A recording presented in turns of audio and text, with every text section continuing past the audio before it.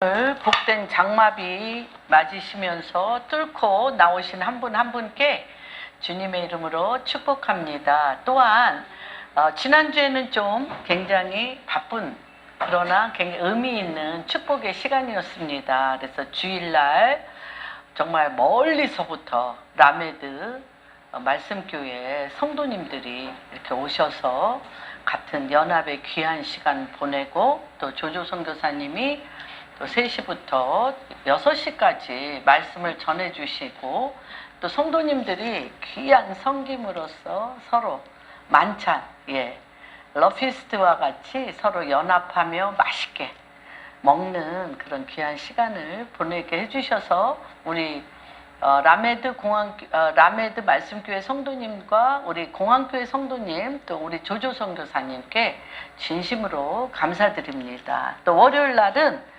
또 저랑 한 20년 정도 같이 집회와 컨퍼런스와 또 이스라엘로 우간다로 함께 기도하며 지냈던 우리 귀한 목사님들이 우리 그 이전 감사 예배를 드려주셨습니다. 근데 제가 이전 감사 예배를 드리면서 너무 놀랐어요. 왜 놀랐냐면 사실 모든 그러니까 여러 가지가 이렇게 마무리해야 될 인생으로도 그렇고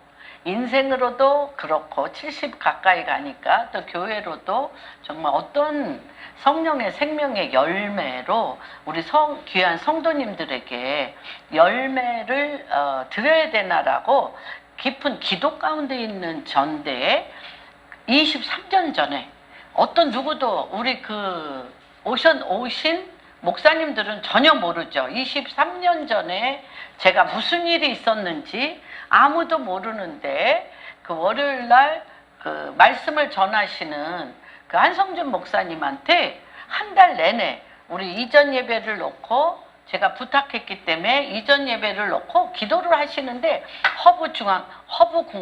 허브공항교회 이 말만 계속 되시면서 이사야서 52장 복음의 신을 신고 산을 넘는 자의 아름다움이요 그 말씀을 주셔서 그 복음을 신고 산을 넘는 아름다운 자들의 그 발걸음이 과연 이 허브공항교회 안에서 어떻게 풀어질 건가에 대해서 한 달 내내 묵상하고 그날 말씀을 선포해 주셨습니다. 근데 제가 23년 전에 YM에 진다니엘이라는 여자 목사님이 계세요. 근데 이분은 8살 때 거의 죽었다가 살아난 분이어서 이분이 8살 때부터 사역을 하셨어. 죽다 살아가지고 8살 때부터 하고 로렌 커닝햄의 영적 어머니세요. 그래서 로렌 커닝햄이 예수전도단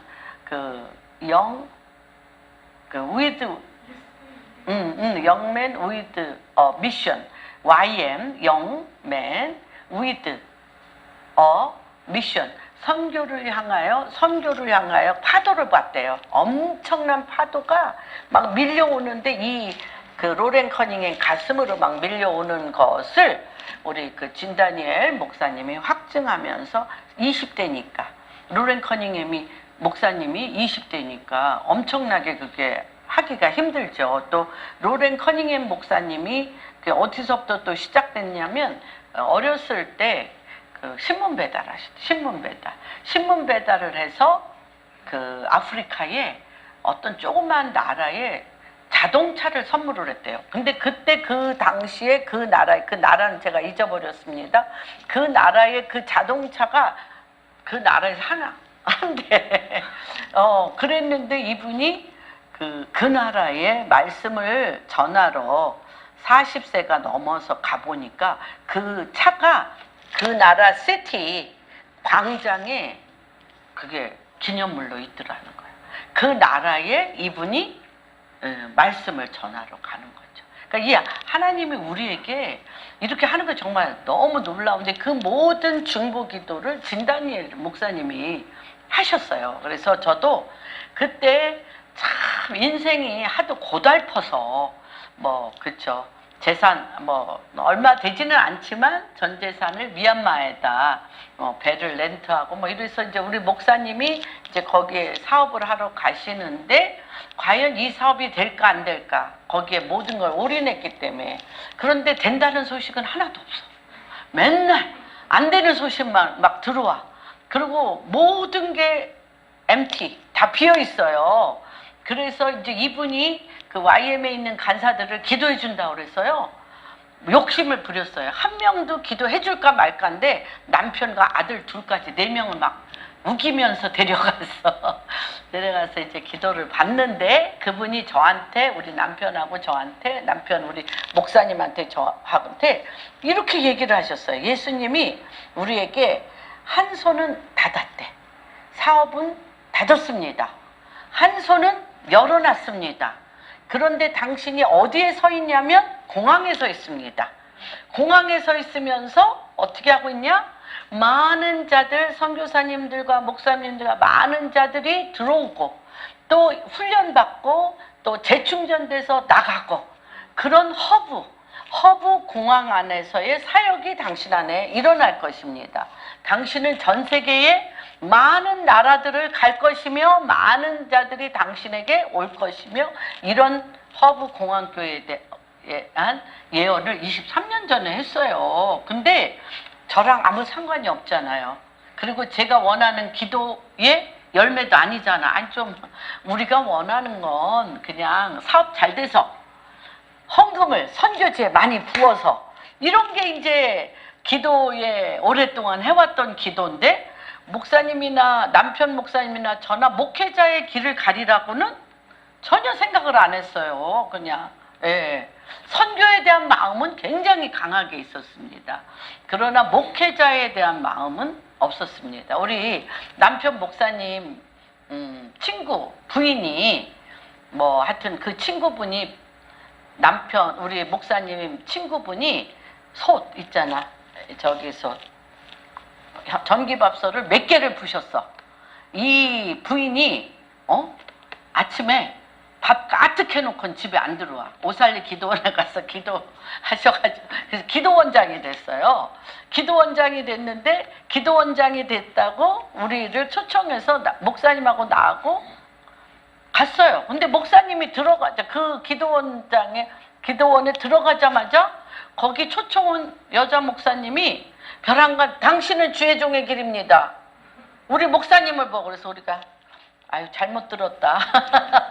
아닐 거야. 그리고 마음에 두지 않았어요. 근데 하나님께서 다 이렇게 세월이 가서 지금 남편 목사님이나 저나 주의 종의 길을 가고 있고 모든 것이 이제 마무리될 시기에 신월동 공항 옆에 와 있어요.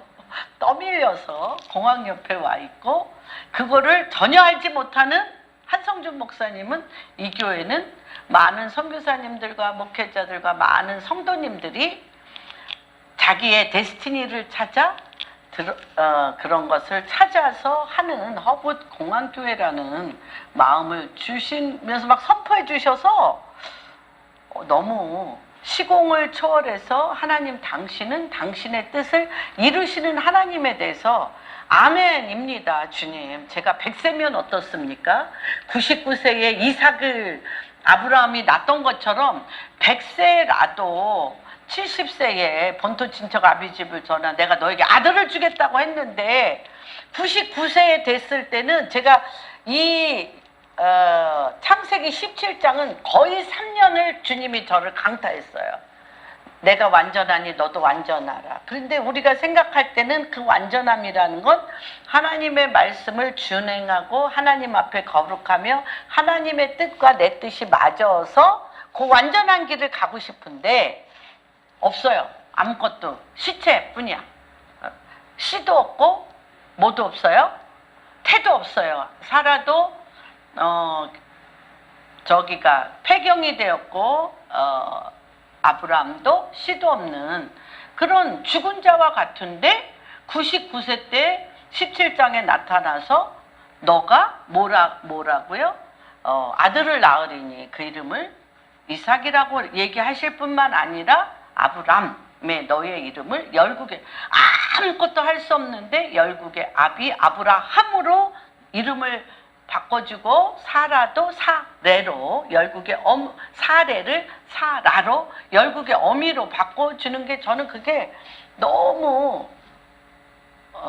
그런 공간적인 영적 체험이 뭔지에 대해서 하나님 말씀에 대해서는 100% 믿지만 그런 지경 씨도 없고 태도 없고 스스로 아무것도 할 수 없는 우리가 아무것도 할 수 없다 그러면서도 이렇게 마음속 깊은 곳에 할 수 있는 어떤 여력이 있어요. 근데 그게 완전히 없는 빈 껍데기인 그런 세월을 한 3, 4년 제가 보냈어요.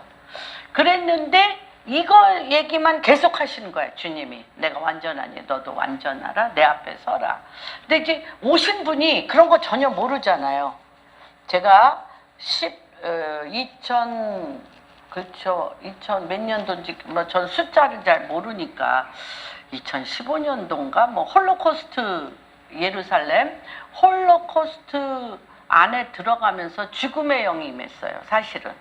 그래서 예루살렘에서부터 거의 죽다 살았어요. 거의 죽었어요.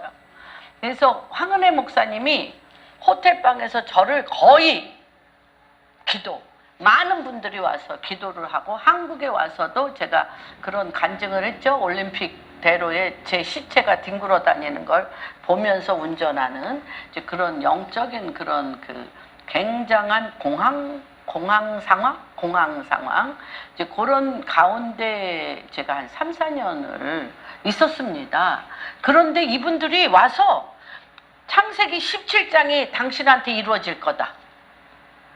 이 공항교회의 창세기 17장이 이루어진다는 거예요. 아무도 몰라요. 그리고 또 어떤 일이 있냐? 여기가 라메드 말씀 교회잖아요. 그리고 제가 17년 만에 우리 교회가 바깥으로 나온 거예요. 17년 만에. 17년이 그렇게 중요한 거예요. 17년이 아무것도 안 일어났다가 벼랑간 사람의 뜻이 아니라 하나님의 뜻으로 당신이 당신의 일을 하시는 시즌이 숫자 17인 거예요. 그리고 요한복음 17장 17절이 하나님의 말씀은 진리니이다. 너희로 진리로 하나 되게 하소서. 이 교회에서 그걸로 하나님이 터뜨리신다는 거예요. 하나님의 말씀은 진리니이다. 진리로 너희를 하나 되게 하소서. 17장. 그래서 굉장히 오랜 세월 동안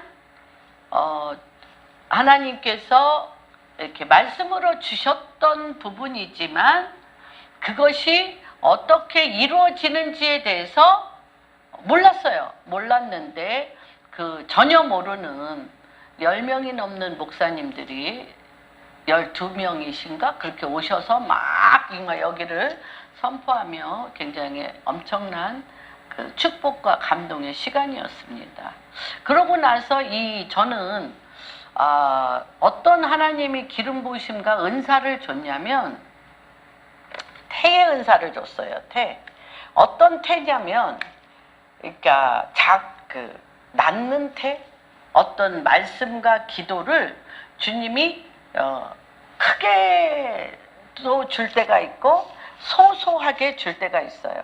이 말씀을 설교하는 과정 안에 교회에서 목회자로서 설교를 준비하는 과정 안에 반드시 오늘 설교를 하잖아요. 그러면 오늘 밤에나 내일 아침에 성경을 읽다가 성경 말씀을 통하여 꿈을 통하여 환상을 통하여 말씀에 씨를 넣어주세요.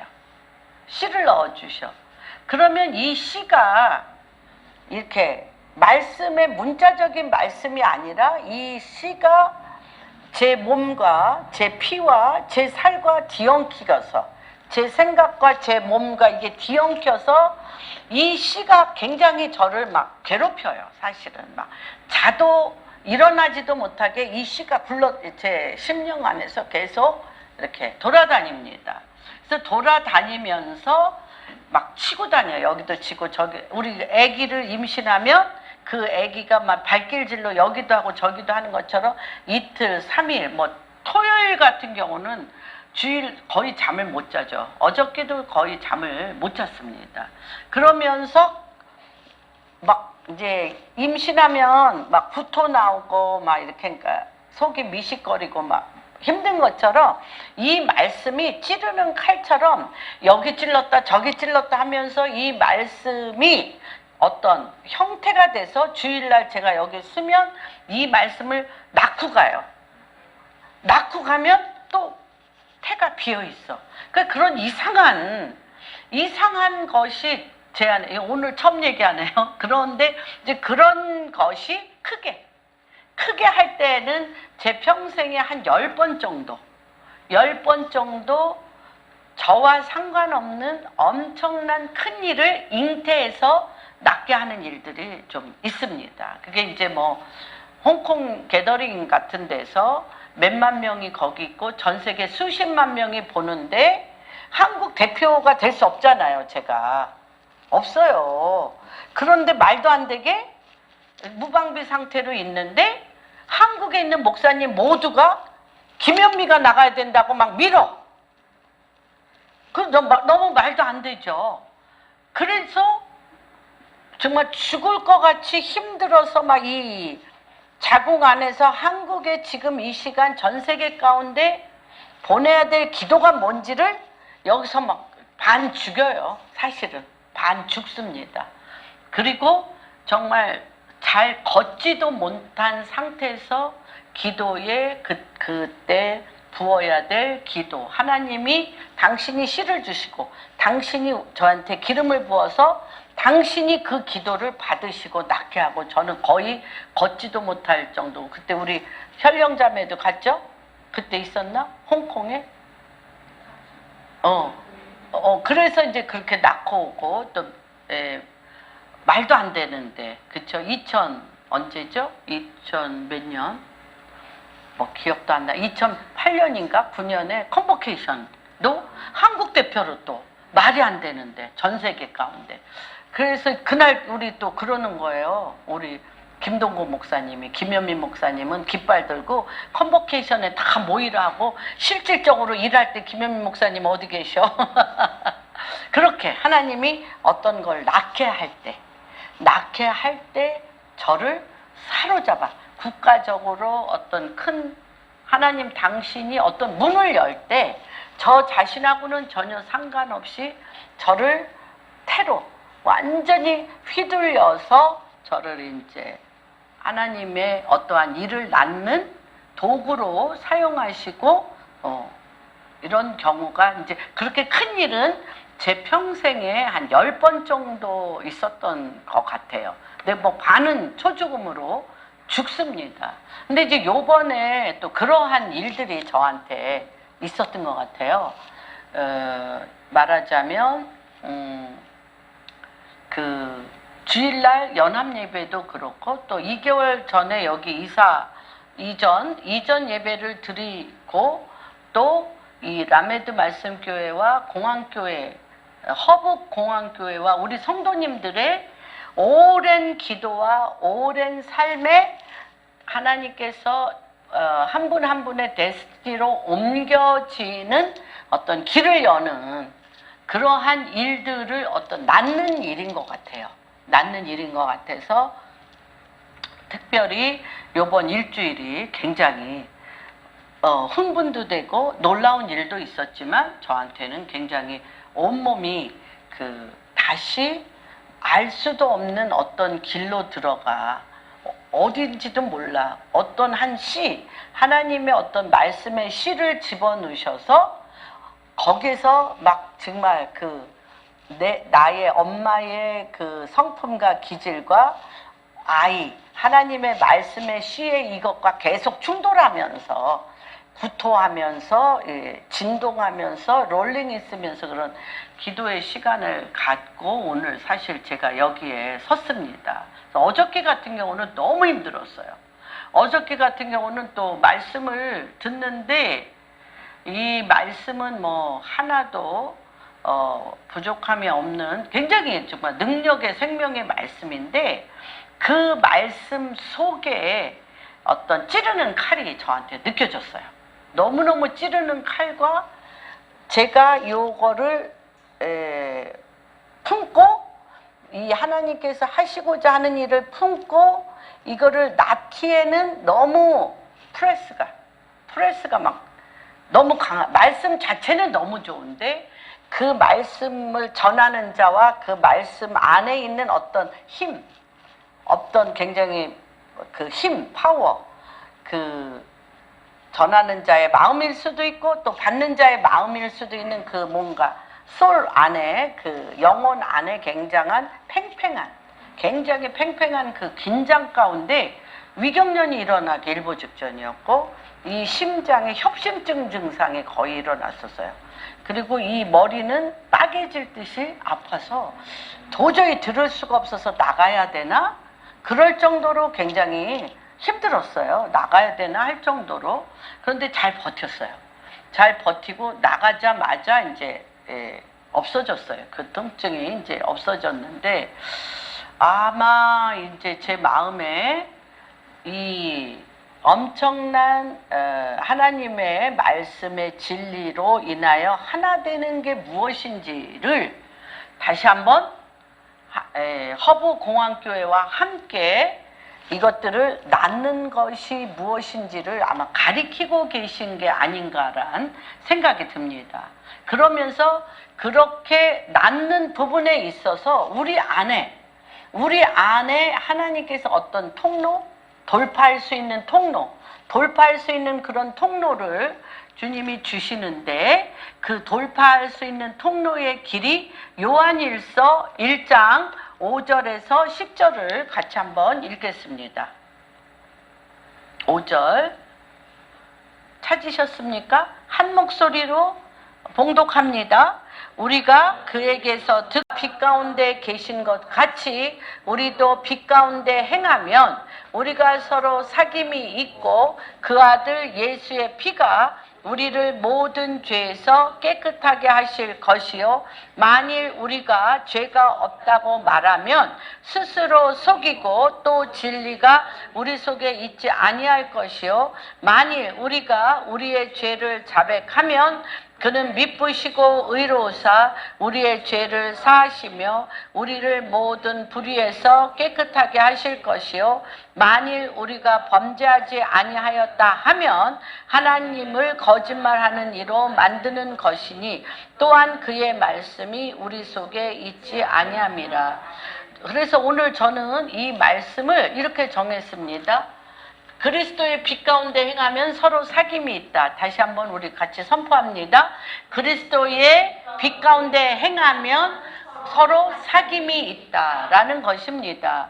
그래서 오늘 이 말씀에는 주님이 요한복음 14장에 보면 요 말씀은 요한이 AD 85년에서 90년 사이 85년에서 95년 사이 어디서 썼냐면 에베소에서 썼어요. 에베소에서. 요때 요거 쓸 때 정말 그 요한에게는 얼마나 많은 친구들이 있어요.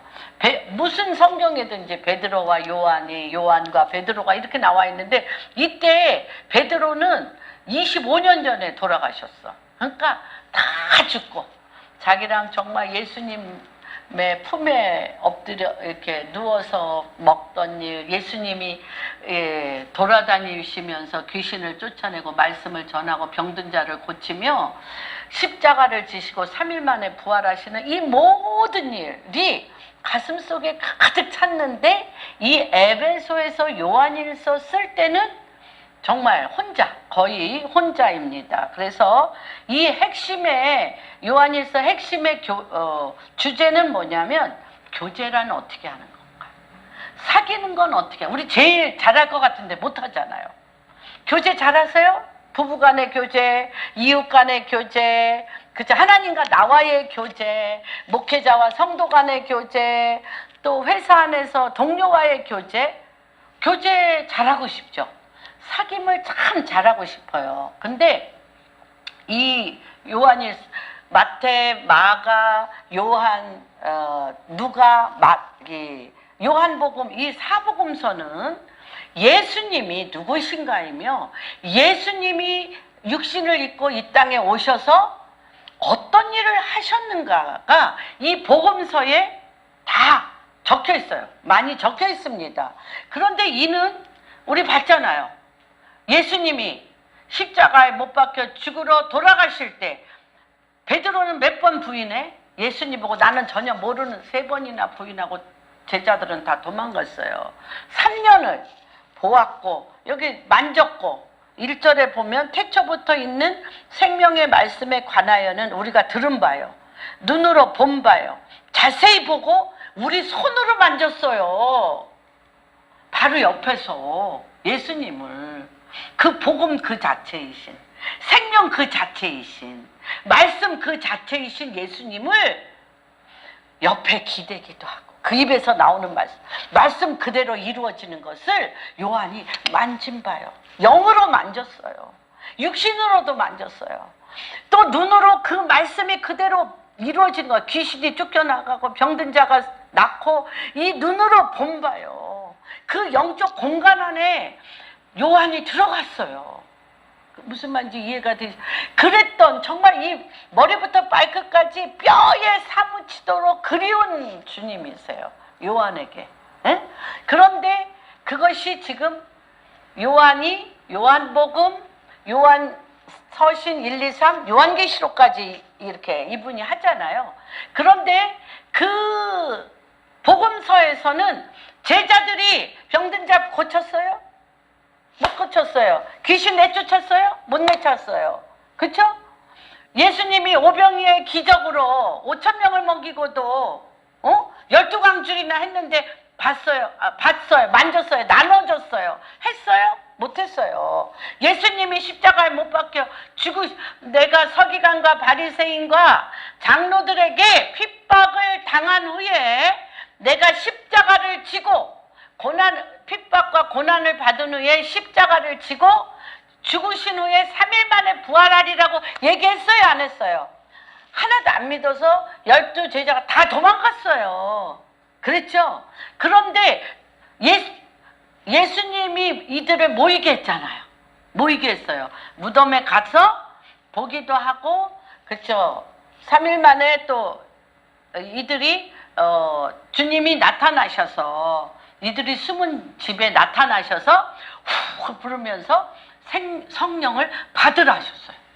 받으라 하셨는데도 불구하고 어떻게 이들이 그래도 주님은 안 버리세요. 안 버리시고 이들에게 정말 다 배반하고 그 같이 있었던 그들 안에 그 하나님의 말씀 그 만진 바요. 손으로 만진 바요. 눈으로 본 바요. 그렇죠? 정말 기가 막히잖아요. 자세히 봤다 그랬어. 그냥 본 것도 아니야. 자세히 보고 손으로 만지기도 했는데 이분이 떠나갔어요. 그런데 주님이 이들이 다 흩어진 다음에 나타나서 이들에게 성령을 주시면서 뭐라 그래요? 40일간 하나님 나라를 그 전에도 가리키셨는데 하나님 나라에 대해서 가리키고 또 뭐 하셨어?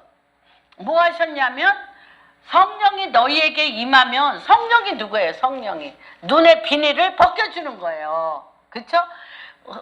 우리 창세기 1장 2절에 보면 혼돈과 미혹이 있고 흑암과 기품이 있는데 하나님의 신이 수면에 운행해. 이 하나님의 신이 수면에 운행하시고 어디에? 그 깊은 어둠. 그쵸? 죽음과 같은 그 깊은 어둠에 빛이 있으라 했을 때 이 빛은 어둠을 뚫어내는 그 눈의 비닐을 벗기는 성령님이시란 말이에요. 성령님.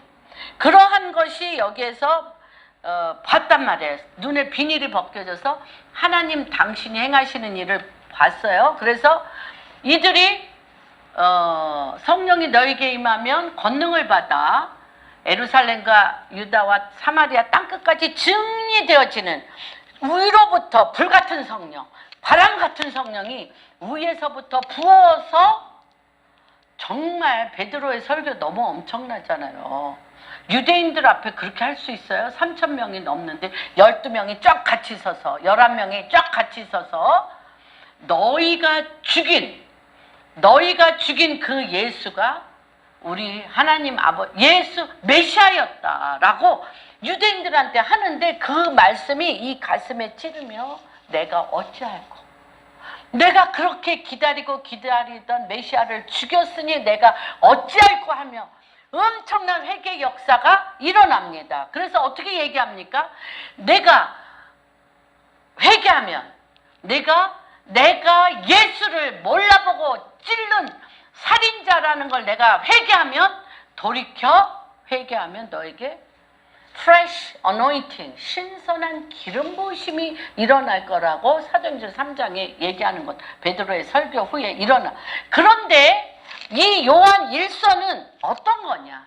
그렇게 성령의 강력한 역사 가운데 성령의 바람과 성령의 불에 이끌려갈 때는 내가 나를 생각할 겨를이 없어요. 그렇죠? 그런데 그 성령의 역사가 끝났어. 성령의 역사가 끝나고 일상으로 돌아왔어.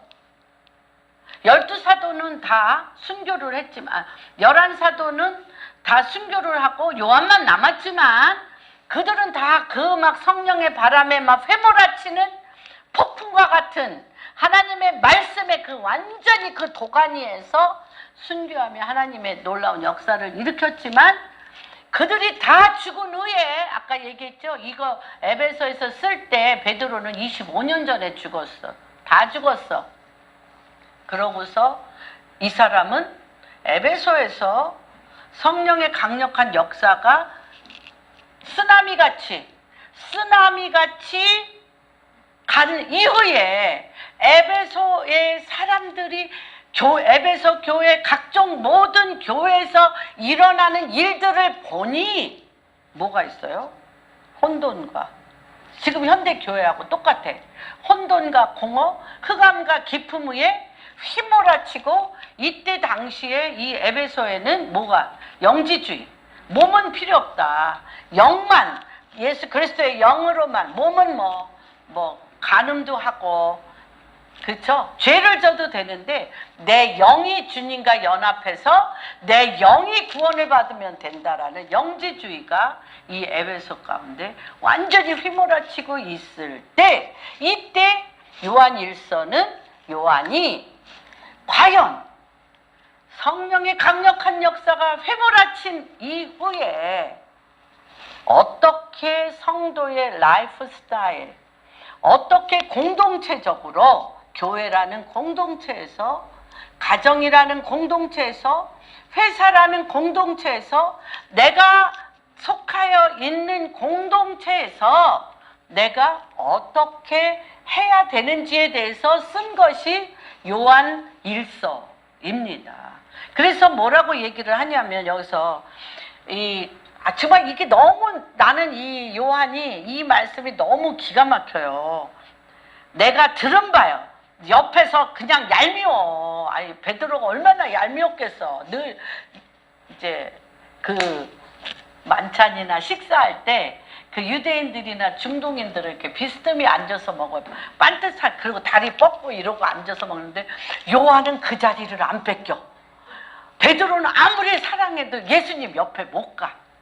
꼭 누구 심장 소리를 들어? 예수님 심장 소리 들으며 거기에 기대서. 그래서 그 사랑의 사도라고 그러잖아요, 요한이. 정말 그래서 이 말에는 그 요한이 예수님에 대한 사랑이 막 내가 자세히 들었어. 그 옆에서 그분의 심장 소리뿐 아니라 그 입에서 나오는 말씀을 내가 자세히 들었어. 그리고 들을 뿐만 아니라 나 만졌어. 주님을 만지고 또 어떻게 했어요?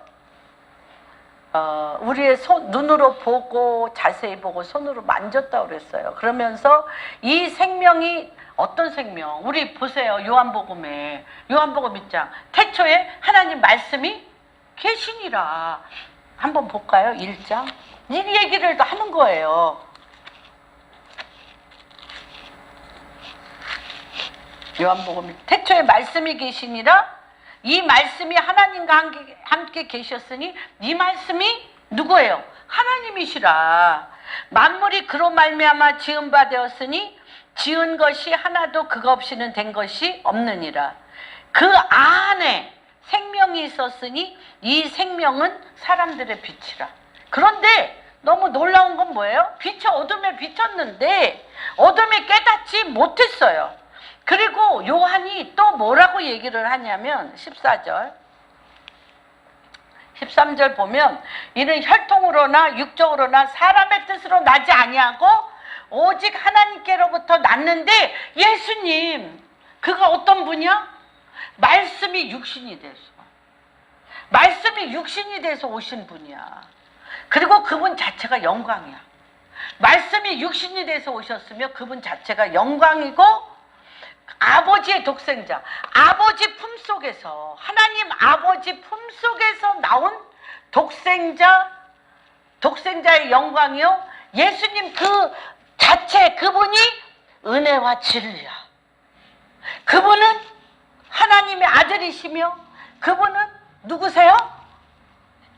신이세요. 하나님이시며 그분은 빛이야. 빛이라고 이렇게 얘기를 하는 거예요. 그런데 이 생명이 영원한 생명을 우리가 보았고 증언하여 너희에게 전하노니 이는 아버지와 함께 14절 그렇죠? 독생하신 하나님 품에서 나온 아버지와 함께 계시다가 우리에게 나타나신 바 된 이신이라. 우리가 보고 들은 거를 너희에게도 전함은 너희로 우리와 사귐이 있게 하려 함이니 우리의 사귐은 뭐예요? 우리의 사귐은 아버지와 그의 아들 예수 그리스도와 더불어 누림이라는 거예요. 누림. 우리가 누구 안에 들어가? 예수 그리스도 안에 들어가는데 뭘로 들어가? 말씀으로 들어간다는 거예요. 빛으로 들어간다는 거예요. 생명으로 들어간다는 것입니다. 그런데 이게 우리가 생명으로 들어가고 누림으로 들어가고 빛으로 들어가고 말씀으로 들어가는 것이 우리의 뭐다? 기쁨이 충만하게 하려는 것이라는 것입니다. 그러면서 우리가 그에게서 듣고 5절에 보면 너희가 전하는 소식은 이것이니 곧 하나님은 빛이신데 그에게는 어둠이 조금도 없으시다. 만일 우리가 하나님과 사귐이 있다 하고 어둠에 행하면 거짓말하고 진리를 행하지 아니함이라고 얘기합니다. 주님이 우리 요한복음 14장에 뭐라고 얘기를 하셨냐면 요한복음 14장 봅시다. 내가 너희를 모처럼 이렇게 3년 동안 이렇게 엄청난 기적과 이사와 생명의 말씀이 그쵸? 베드로가 우리 요한복음 6장 63절에 이 제자들이요 다 떠났어요. 63절에 내가 살리는 것은 영이니 육은 무익하다. 내가 너희에게 이르는 말은 영이요 생명이라고 얘기했는데 알아들을 수 있어요? 너무 추상적이잖아요. 그러니까 제자들이 내가 도무지 무슨 말 하는지를 모르겠다. 아니 지금 뭐 오병이어 기적을 한 서너 번 일으키시던지 병든 자를 좀 고치시는 거를 자주 보던지 인생에 문제가 참 많으니까 그냥 문제 해결을 그냥 해주시던지 이런 거가 막 너무 눈에 보이는 것을 막 하고 싶은데 내가 너희에게 이르는 말이 영이요 생명이라고 그러니까 제자들이 다 떠났어요. 그러니까 예수님이 6장 67절에 뭐라 그러냐면 너희도 떠나려느냐? 그랬더니 베드로가 대답은 정말 잘해. 생명의 말씀이 여기 있사오니 내가 어디로 가리까? 아니 생명, 말씀, 빛이 여기 있는데 내가 어디로 가릴까라고 얘기를 합니다. 그런데 그분이 질문할 수도 있고 만질 수도 있고 같이 돌아다니면서 뭐 이렇게 할 수도 있는 그분이 없어지셨어요. 십자가를 못 박혀 죽으셨어요. 그런데 주님이 그 바리새인과 장로들에게 고난을 당한 후에 십자가를 지고 3일 만에 부활하리라고 얘기했는데도 안 믿었죠. 여기도 똑같아. 18절에 뭐라고 얘기하시냐면 14장 18절에 내가 아버지께 구하겠으니 그가 또 다른 보혜사를 너희에게 주사 영원토록 너희와 함께하리라. 육신으로는 우리와 함께 못해. 그런데 육신이 십자가에 못 박혀 죽으심으로 성령으로 우리 안에 들어오신단 말이에요. 그 얘기를 지금 하시는 거예요. 그는 진리의 영이라. 진리의 영인데 세상은 능히 그를 받지 못하나니 이는 그를 보지도 못하고 알지도 못함이라. 그러나 너희는 그를 아나니 그는 너희와 함께 거하시며 우리 속에 계시다는 거예요. 그런데 이 계신 걸 어떻게 하시겠다? 내가 너희를 누구같이 고아와 같이 버려두지 아니하고 너희에게 가리라. 사실 우리가 이때 예수님의 제자들이 두 번 다 떠났습니다. 어떤 때 예수님이 승천하신 후에 다 떠났어요. 또 아니 저녁 기도에 힘쓰고 성령이 임한 후에 떠났어요. 떠났는데 무슨 영? 고아의 영. 우리도 교회 안에 막 부흥이 일어나고 막 하는 것마다 기도가 막 응답되고 이러면 안 떠나. 그런데 뭔지 비어있어. 뭔지 이런 사귐이 없어. 주님과 나 사이에 사귐이 없고 교제가 없으면 떠나요. 떠납니다. 그래서 이게 말년에 요한이 말년에 이 편지를 쓴 것이 정말로 귀합니다. 그래서 이때 주님이 이렇게 약속을 하셨는데 언제 이루셨어요? 이 약속을?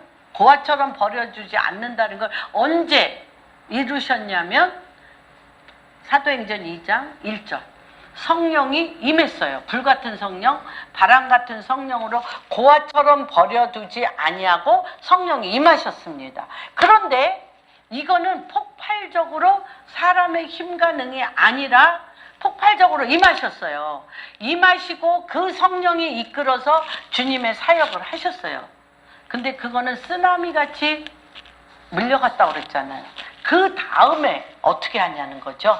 그 다음에 어떻게 하냐면 뭐라고 얘기하냐. 그 다음에 성령이 떠났는데 위로부터 붙는 성령의 쓰나미는 떠났을지라도 누구는 계셔? 내주 내재하신 성령님은 계시다는 거예요. 내주 내재하신 성령님과 어떤 거를 하라? 사귐과 교제를 하라는 거예요. 근데 이 사귐과 교제를 어떻게 해야 되냐면 6절 만약 우리가 하나님과 사귐이 있다 하고 어둠에 행하면 거짓말하고 진리를 행하지 아니함이거니와. 여러분 솔직히 여러분이 지금 교회에 오기 전에 성령에 이끌려서 빛의 생활만 하다 왔습니까? 아니면 왜 고개를 흔드셔? 성령님이 안에 계시는데 어떻게 다 오셨어?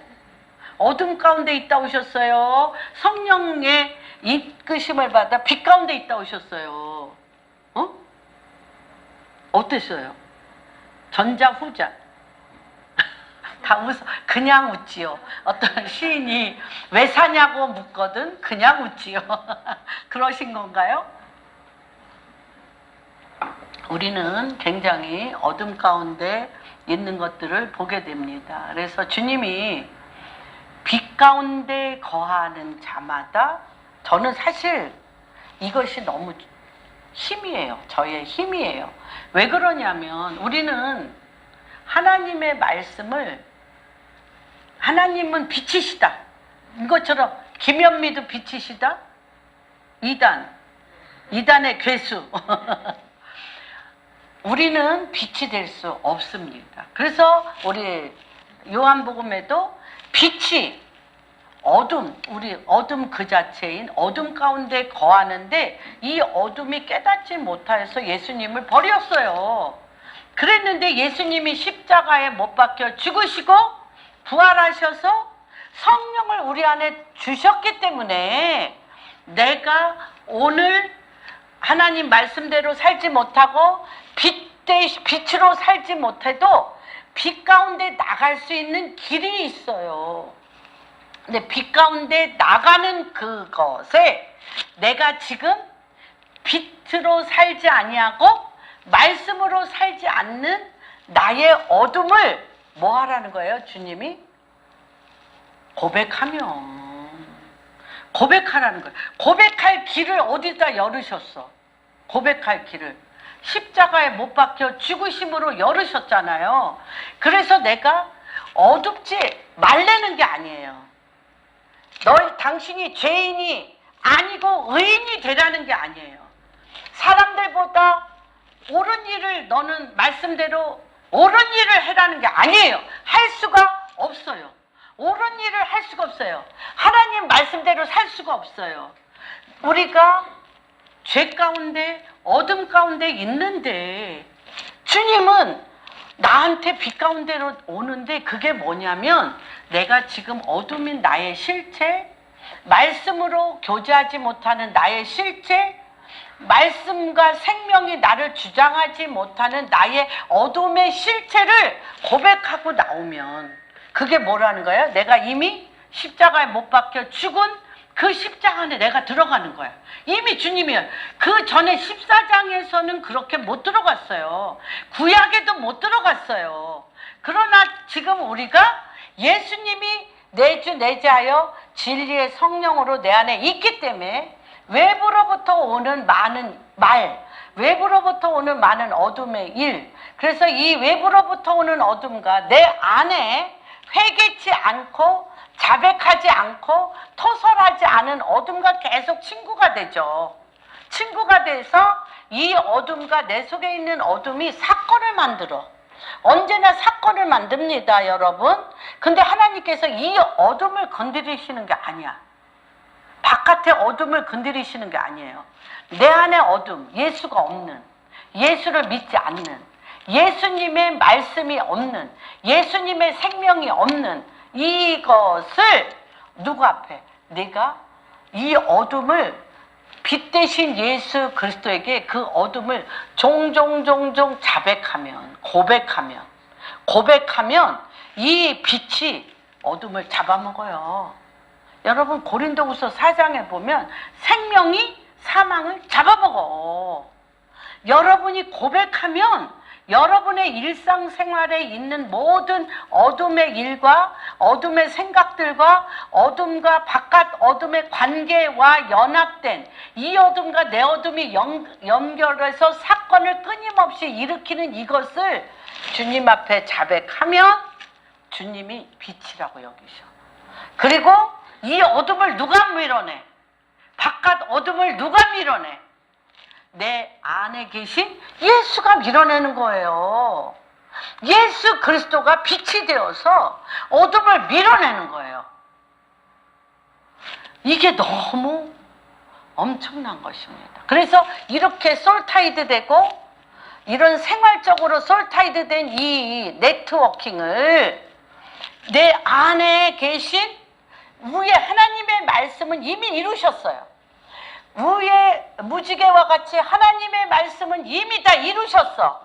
그런데 이미 이루신 이 말씀이 내 안에 오셔서 이 빛과 이 빛이 하늘에서 이루어진 것 같이 내 심령 안에서 내 깊은 어둠, 내 심령의 깊은 어둠의 생각, 어둠의 뿌리, 어둠에 솔타이드 된 여러 가지 세상적이요, 마귀적이요, 정욕적이요, 육신적으로 되어진 이 흉악의 결박을 위에 말씀을, 이미 이루어진 생명의 말씀을 내가 계속 말씀하는 건 너무 중요합니다. 그런데 이 말씀은 뭐예요, 우리에게? 거울이야, 거울. 이렇게 말씀을 엄청나게 하는데 이 말씀을 내 입에서 토하고 내 입에서 이 말씀의 빛이 나가는데 이 빛이 지금 나의 소행, 나의 생각, 나의 결정, 나의 인간 관계를 안 비출까요? 안 비출 수 있어? 내가 말씀을 그렇게 먹는데, 말씀을 그렇게 선포하는데 그 빛이 첫 번째 너희가 내 앞에 나와 이것을 자백하는 거에 대해서 주님이 왜 이렇게 우리의 라이프 스타일에 깊숙이 들어오길 원하냐면 하나님 말씀이 내 마음에 조명되면 내가 제일 먼저 괴롭혀요. 괴로워. 아까 얘기했잖아요. 제가 씨가 내 안에 들어오면 이 말씀의 씨가 뭘 잡아먹어? 내 안에 깊은 어둠, 갈등, 공허, 염려, 근심 이러한 내 안에 쌓여있는 것들이 떠니까 이게 염려는 얼마나 염려는 염려 색깔이 있잖아요. 근심은 근심 색깔 있죠. 짜증은 짜증에 다 파워가 있어요. 이런 것들이 다 뜨는 거예요. 엄청 힘들어. 떠요. 짜증이라는 인자가 얼마나 짜증이라는 인자의 파워가 얼마나 크면 입을 열어 막 와이프한테 자녀에게 막 짜증내잖아요. 그래서 아들이나 딸이나 와이프나 주변 사람들한테 그 짜증 인자를 또 다 집어넣어. 근데 내가 이 짜증 인자가 없으면 그쪽에서 그 받았던 짜증을 또 나한테 갚어. 근데 이 갚을 때 잘해야 돼. 이거를 하나님의 말씀의 빛으로 잡아먹으셔야 돼. 막 일부러 참고 있어. 내가 너한테 이렇게 그런 걸 먹였으므로 내가 내 죄를 생각해서 3번은 참아. 근데 이게 머리 꼭대기에 올라와서 나를 그러면 그냥 분노가 더해가지고 더 그냥 관계가 나빠져요. 그래서 이거는 참는 게 아니야. 토설. 하나님 앞에 빛 가운데로 나가셔야 돼요. 이렇게 중요해요. 이게 뭐냐면 밑에 아까 무지개는 온원이라고 그랬잖아요. 그래서 위에는 하나님의 촘촘히 쌓인 완전하신 하나님의 말씀과 그 말씀이 나에게 씨가 돼서 들어오면 이 씨가 내 안에 어둠들을 드러내. 그런데 이 어둠을 드러내는데 인간의 힘으로는 빼낼 수가 없어. 빼낼 수가 없는데 주님이 우리의 이 어둠에 십자가에 못 박혀 죽으셨기 때문에 이미 내 죄를 이미 다 사신 그분께 내 죄를 다 사신 그분께 내 죄를 자백하면 9절 뭐라고 그럴까요? 우리가 우리의 죄를 자백하면 그는 미쁘시고 의로우사 미쁘시고 믿음이 있으시고 의로우사 같이 읽습니다. 우리의 죄를 사하시며 우리를 모든 불의에서 깨끗하게 하신다는 거예요. 뭘로? 예수의 피로. 그런데 예수의 피로 내가 자백하는 것마다 그렇게 이것같이 주님을 주권자로 인정하는 게 없지. 숨기시면 안 돼요. 숨기시면 거기에 옛날에 내적 치유할 때 그 마귀를 쥐로 표현을 했어. 그러니까 내가 토설하지 아니한 죄, 주님 앞에 내 죄를 토설하지 아니한 죄는 누가 제일 좋아해? 쥐새끼가 제일 좋아해. 쥐가 내 혼을 갉아먹고 내 인간관계를 갉아먹고 내 감정을 갉아먹고 나를 병들게 해요. 그래서 이거를 계속 물 흐르듯이 주님 앞에 아유 주님, 내가 저 사람이 또 미워졌어요. 회개합니다. 저 사람 하는 게 내 속에. 근데 이게 얼마나 파워풀하냐면 내가 어떤 분이 말하는 것이나 행동하는 게 내 속에 걸렸어. 걸리면요 소화 안 되는 건 저리 가라야. 이 명치끝이 막 뒤집어 엎어지면서 그와 한 모든 기억들, 그와 관계 맺었던 모든 일들이 우리 꾸정물통 있잖아요. 겉에 그 사람하고 나 사이 아무 일이 없는 거지 윗물은 맑아. 그래서 오랫동안 그와 뭐 이러면서 뭐 힘든 일도 있고 어려운 일도 있어요. 우리 부부 사이도 그렇고 부모 자식 사이도 그렇고 많이. 그게 다 없어진 게 아니고 가라앉아 있는데 이 사람이 나한테 한 게 여기 명치끝에 딱 걸리면 그 밑에 찌꺼기들이 다 올라와서 마침내 그 사람하고 사건을 일으켜 싸워 원수가 되게 해요? 안 해요? 코스잖아. 이게 코스예요. 원수가 되게 다 가라앉았다가 없는 줄 알고 좋은 관계인 줄 알았는데 어떤 꼬투리 하나 잡으면 이거 막 옛날 소실거 다 기억하면서 그가 말했던 거 다 기억하면서 다 뒤집어 엎어서 너 죽고 나 죽자 한다는 거예요. 그냥 하나님이 우리의 인간의 죄악의 속성을 너무 잘 아셔. 그래서 이거를 빛 가운데 계속 내놓으라는 거야. 내가 어제 독일의 마리아 그 선교회는 이렇게 수녀님들이, 수녀이기는 하지만 조금 성당의 수녀님들하고 다른데, 저희가 뮌헨 게더링 때 이분들도 많이 오셨어요. 근데 이분들은 그 바깥에는 막 완전히 전쟁 중인데도 여기는 너무너무 평안할 수 있는 거. 왜 그러냐면 바깥이 전쟁 중이면 생활이 각박해지면 내 안에 있는 각박함과 연결돼서 서로 막 수녀들끼리 관계 막 싸우거든요. 가난한 집 애들이 왜 이렇게 싸워요? 바깥에 먹을 것이 없고 힘들고 어려우면 엄마 아버지가 짜증을 내고 둘이 맨날 부부싸움하고, 부부싸움하면 자녀들이 불안하고, 그러다 보면은 막 이렇게 싸움닭같이 막 이렇게 되는 거거든요. 그런데 그러한 상황임에도 불구하고 뮌헨에 있는 그런 그 선교회인데, 그때 그 엄청난 그 어두움 가운데 100년이 된 그것인데, 그들이 그 우겨쌈을 당하는 어둠의 공격 가운데 이 수녀님들이 노동하잖아요. 수녀님들은 늘 밭 일구고 노동을 하고 나서 밤 9시가 되면 모여서 쉐어링을 한대요. 나는 일하는데 당신은 옆에 앉아서 딴짓하는 게 요게 명치 끝에 팍 걸렸어. 그런 얘기 하는 거죠. 서로 명치 끝에 걸린 것을 그냥 참고 지나가면 더 큰 일이 벌려져. 더 큰 일이 벌려져. 그쵸? 그러니까 하나님 앞에, 사람 앞에, 하나님 앞에, 사람 앞에. 그런데 그게 내가 어떤 거야? 하나님의 진리의 말씀과 생명에 거하지 않는 거잖아요.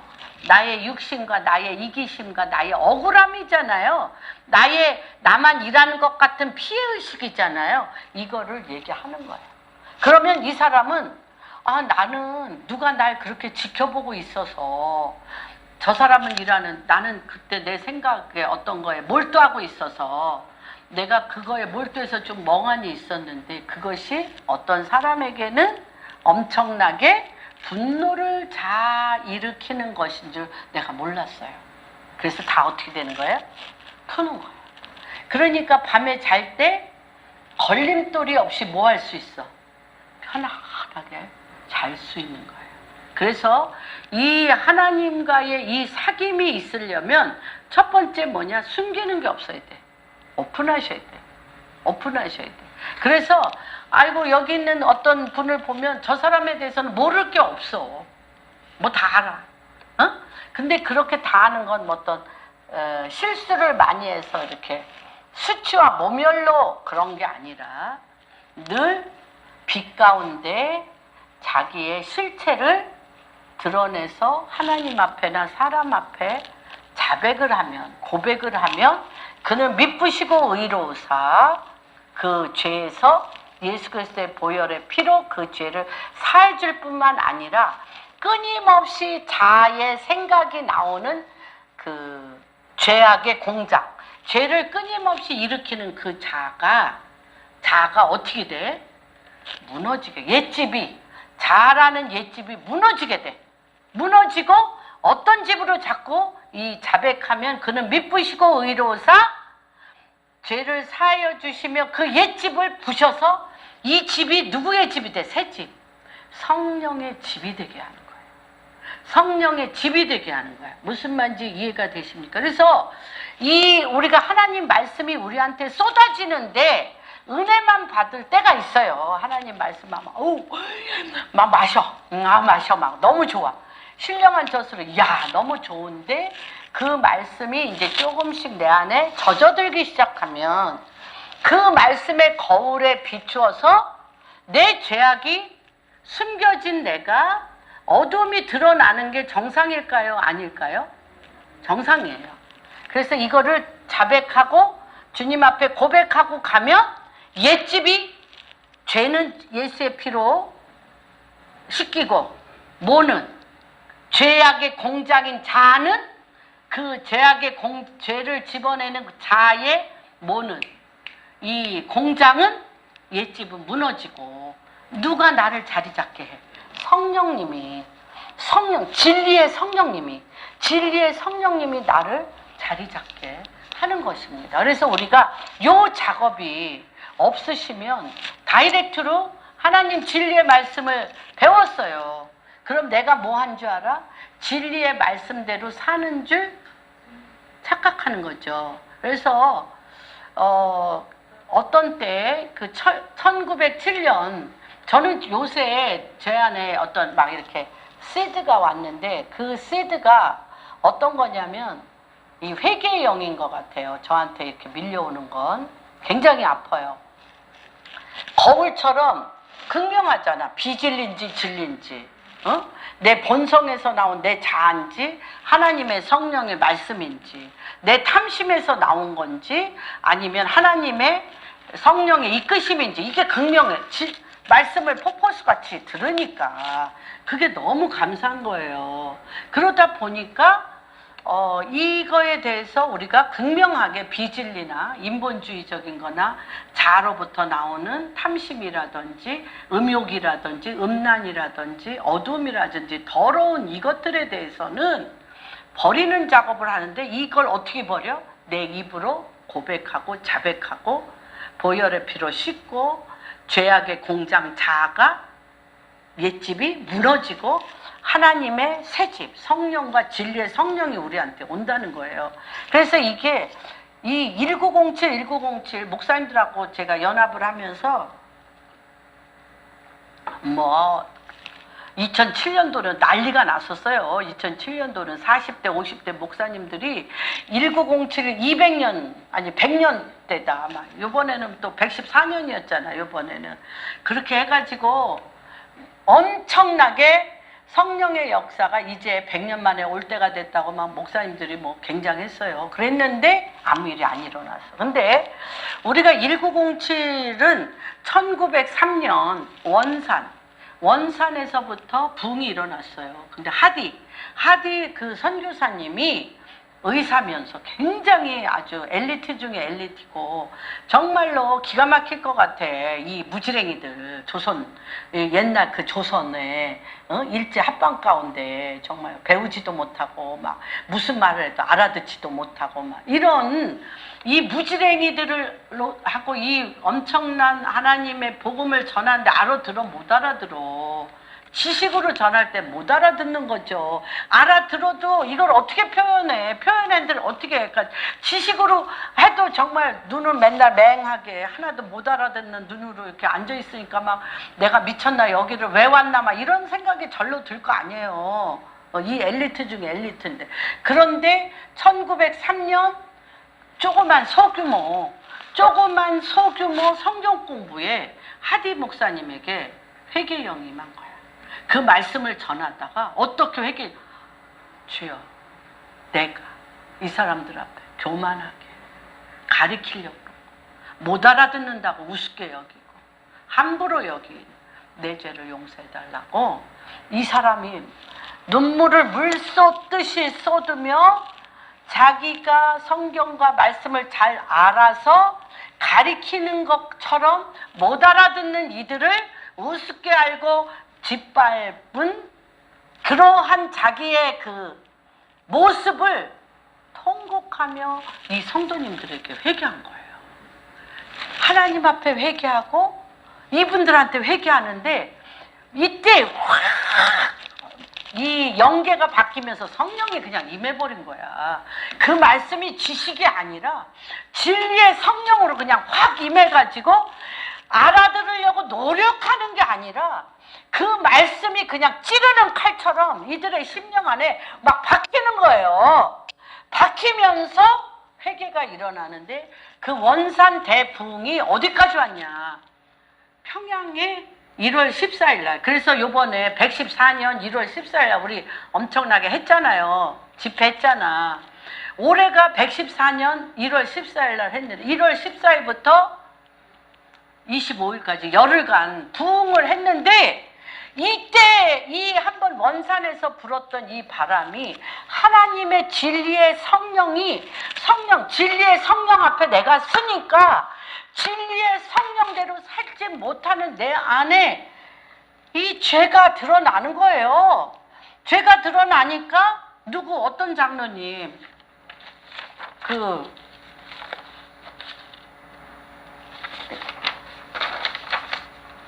죄송합니다. 그 장로님이 어떻게 했어요? 벼랑간 자기 친구가 그때 당시 100달러는 너무너무 큰 것 같아. 길선주 선교사님, 길선주 장로님이 그렇게 또 매일 자주 하는데도 생각이 안 나. 길선주 장로님이 자기 친구가 죽을 때 그때 100달러는 엄청난가 봐. 그 100달러를 맡기고 갔어. 내가 죽으면 내 아이와 부인을 이걸로 먹여 살려달라고. 장로잖아, 교회에.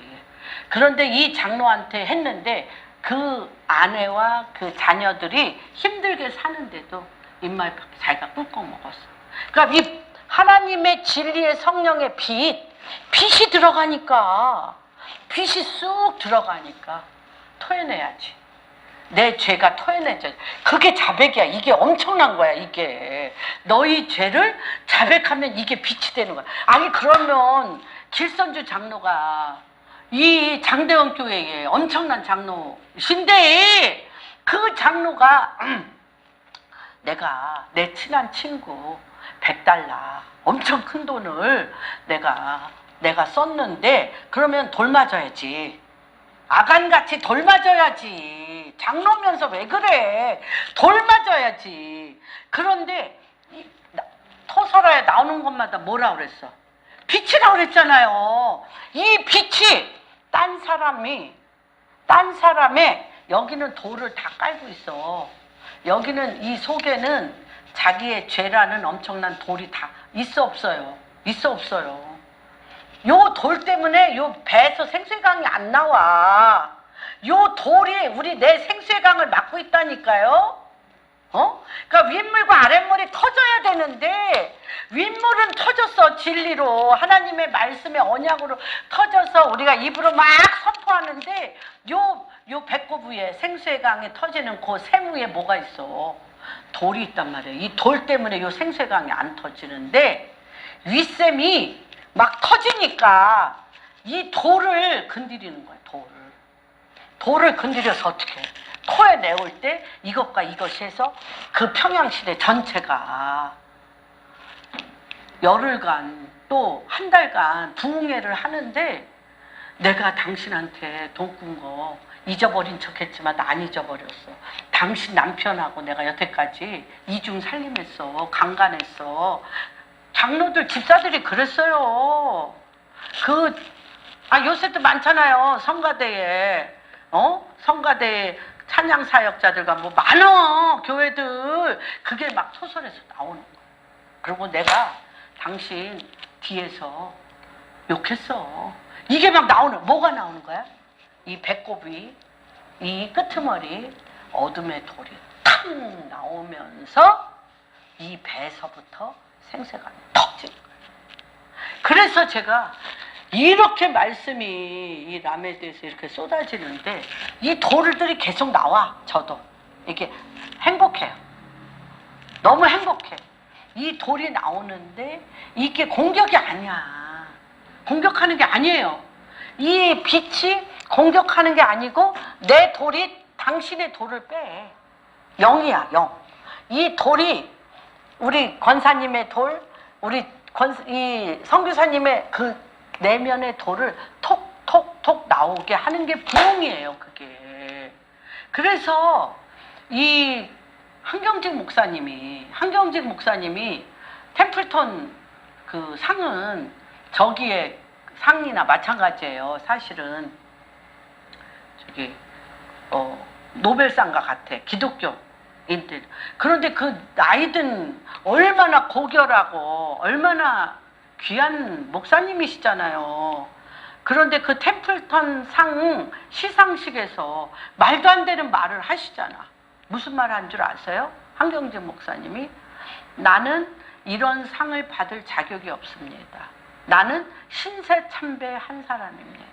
나는 평양에서 신사참배한 나는 그런 우상숭배한 목회자인 나에게 템플턴 상을 주시는 것은 이렇게 신사참배한 나 같은 사람도 하나님께서 하나님의 자녀고 하나님의 종이라고 이런 상을 나한테 주실 때는 이 세상 어떤 누구도 하나님으로부터 이런 상 받지 못할 자가 없다는 것을 알려주시기 위해서 나한테 이런 상 주시는 것을 믿습니다.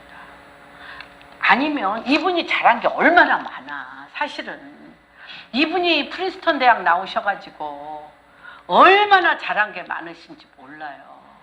그런데 잘해서 템플턴 상을 받는 게 아니라, 그러면 그 상 받으려면 다 한경직 목사님처럼 잘해야 되잖아. 말씀도 잘 전하고 교회도 크게 짓고 뭐 선교도 많이 하고 많은 사람을 옳은 대로 와야 돼. 그렇게 할 수 있는 사람이 몇 명이나 돼요. 그렇잖아요. 그런데 그런 것 때문에 내가 템플턴 상을 타는 게 아니라, 뭐 때문에? 내가 신사참배까지 한 밑바닥 인생임에도 불구하고 내가 뭐예요? 느부갓네살 왕같이 많은 주의 종들이 그럴 수 있다고 생각해요. 저도 그럴 수 있고, 저도 그런 면도 많이 있었어요. 교만. 그래서 느부갓네살이 꿈을 꿨는데 다니엘이 해석해 줬잖아요. 그런데 잊어버렸어요. 그러고 나서 왕궁 꼭대기에 올라가서 보니 나 느부갓네살이 이 모든 것을 다 이루었노라 하자마자 머리는, 손가락과 발가락은 독수리같이 되어지며 그 교만의 뇌의 세포가 없어지며 그가 7년 동안 독수리와 짐승같이 헤매다가 그가 돌아온 것들을 우리가 봅니다. 정말 너무, 제가 이런 일이 있었어요. 이제 그럴 때가 있어요. 제가 아까 얘기했죠. 1년 평생에 10번 정도 어떤 그 필드에, 어떤 영역에 이제 어떤 그 굉장히 몇조 부자인 재벌 회장님과 제가 오랫동안 10수년 동안 중보기도를 맡고 있었어요. 근데 어느 날 기도하는데 이분 안에 있는 탐욕의 여우와 만몬의 시스템의 여우가 이렇게 짝하였어. 이 여우와 이 여우가 만나서 엄청난 손해일 뿐만 아니라 구속될 것 같은 것을 봤어요. 제가 기도하는 중에. 근데 이제 이렇게 이제 보고 기도하면 이제 골리앗 앞에 설 수 있는 다윗과 같은 힘이 저한테 와. 뭐 제가 그런 얘기 핸들 또 듣겠어요. 그분이 워낙 겸손하고 사람이 젠틀하기 때문에 늘 저한테 굉장히 예의 바르게 잘 지내셨는데, 이제 맘먹고 제가 가는 거죠. 맘먹고 가서 이분은 전혀 최고의 파트너인데, 그 사람이 자기의 최고의 파트너인데 그가 너를 잡아먹는 여우요, 그가 네 곁에 붙은 건 네 안에 있는 탐욕의 여우 때문에 붙었다라는 걸 얘기해야 되잖아요. 제가 이거는 그냥 그분이 주셔야지 사람이 할 수 있는 일이 아니에요. 이분을 사랑해서 하나님이 기회를 주셨어요. 얘기했죠. 근데 뭐라는 줄 알아요? 아주 겸손한 분이야. 겸손하고 정말 저한테 젠틀하게 잘했는데, 이분 4명 깊숙한 곳에 뭐가 있을까? 김현미, 니네 집 생활비도 없잖아. 니네 집 생활비도 없는 주제에 수조인 나에게 무슨 사업 계획에 대해서 네가 감히 얘기를 해. 이런 거. 그렇게 얘기는 안 했어. 근데 영으로 느껴져. 과연 이분이 이걸 어떻게 받아들일까? 궁금했어요. 그런데 그렇게 받아들였어요. 그냥, 목사님 기도는 너무 감사한데 나는 먹고 살기 풍족하니까 목사님 기도나 하세요. 그렇게 얘기했어요. 저는 제 할 바를 다 했기 때문에 왔어요. 맨날이 못 돼요. 구속했어요. 이 사기꾼과 내 안에 있는 사기꾼이 해서 맨날이 못돼요. 구속되고 70일인가 며칠을 감옥에 있으면서 근데 이런 중보자가 있기 때문에 섭섭하지 않았어요. 뭐 섭섭해. 사실을 네 생활비나 기도하라고 한 게 사실인데 뭐가 섭섭해. 그런데 배운 거죠. 제가 하나님 이제 그런 게 제가 10번 정도 된다고 얘기했잖아요. 평생에 어떤 획을 긋는 일들을 그거는 사람이 하는 게 아니고